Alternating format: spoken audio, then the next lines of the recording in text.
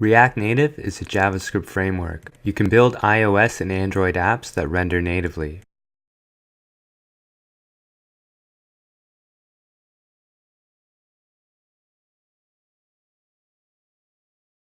React Native allows you to target mobile platforms. You can build Android and iOS applications simultaneously because you have code reuse. React Native Bridge invokes native rendering APIs, Objective-C for iOS, Java for Android.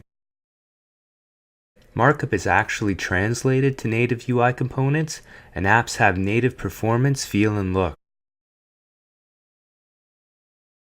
The developer experience is enhanced, and as you're working and coding, you can refresh the simulator without having to rebuild your application.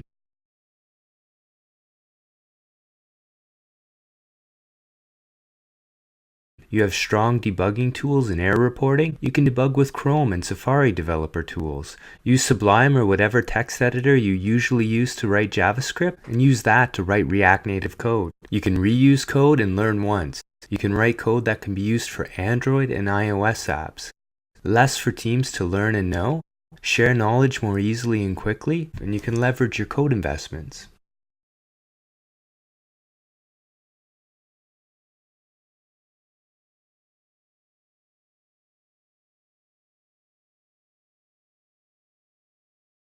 The downside is that React Native is still young, it's still maturing, but the benefits definitely outweigh the downside.